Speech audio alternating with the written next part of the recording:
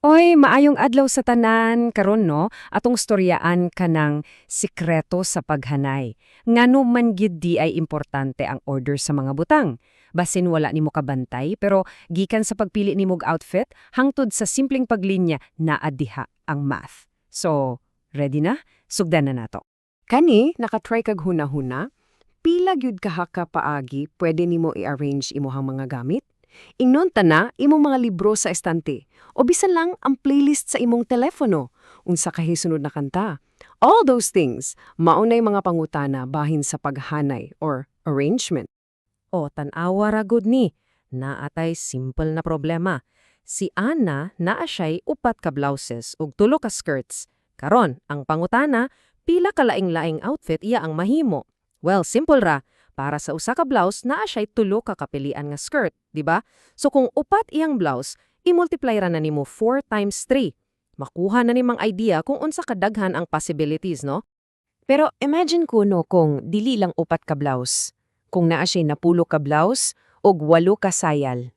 Sus, kapuyaan na ilista tanan, di ba? Maayo na lang gyud kay naatay mas paspas og masayon nga paagi. Og mao na ang atong tun-an karon.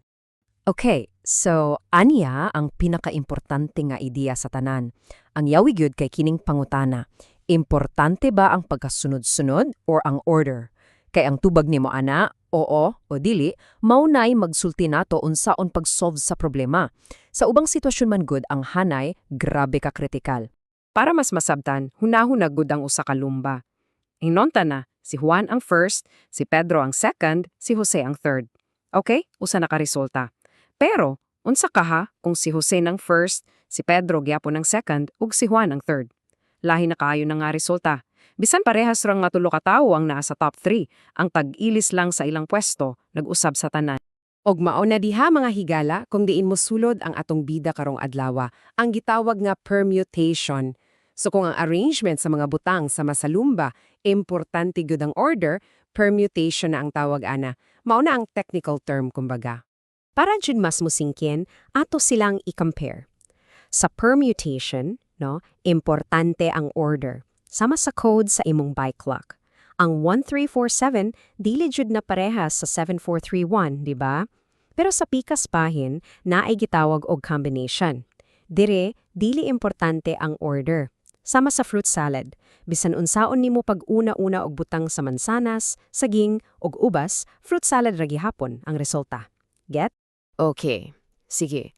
Karon nga klaro na nato unsa ng permutation, ang sunod ka pangutana, unsaon man ipag-compute?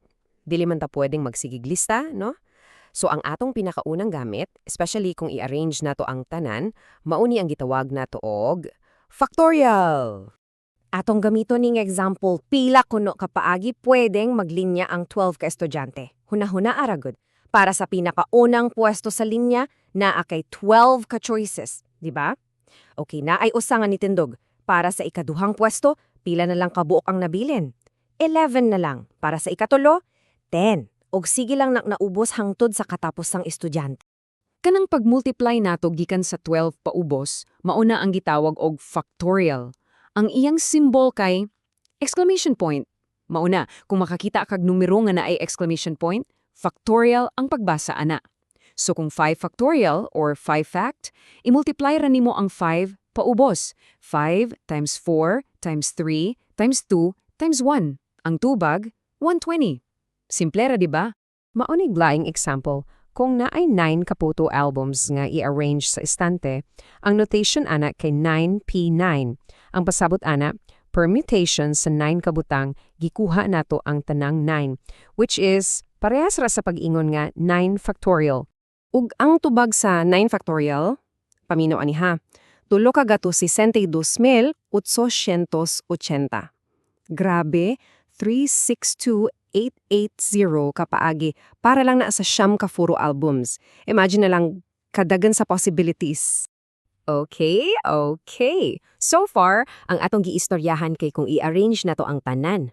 Pero, unsaon man kung dili tanan, kung mupili ra tag pipila, sama atong lumba ba, nga top 3 ra ang atong giistoryahan, dili tanang runners. Mauni ang kalainan. Sa wala, ang problema kay i-arrange ang tanang 12 ka estudyante. Factorial ra na. Pero sa tuo, ang problema kay gikan sa 25 ka runners, mupili tag top 3. Dili nato i-apel ang tanang 25 sa arrangement. Mupili lang tag tulo pero importante gihapon kinsay first, second ug third. So para aning klase sa problema natay specific na formula. Maone ang P of n, R. Ang n diha mao na ang total number sa mga butang. Sa atong example, 25 ka runners. Ang R kay pila ka buok ang atong pilion og i-arrange. Sa atong example, 3 ra. Ang formula, n factorial, i-divide sa n minus r factorial. Murag lisutan awon pero mo ang atong gamiton para masulbad na nato.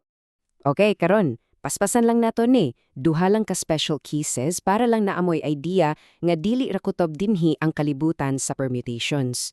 Una, unsaon man kuno kung naay mga butang nga parehas ra, sama aning pulong nga calculus, naay kay duha ka C, duha ka L, duha ka U.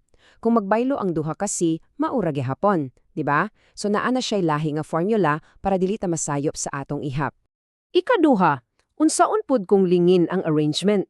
Sama sa mga tawo nga naglingkod sa usa ka round table, lahi na siya sa linya kay wala may klaro nga una ug ulahi. Ang importante na lang kay kinsay imong katapad. Maunang, lahi na pud na nga computation. Sige, okay.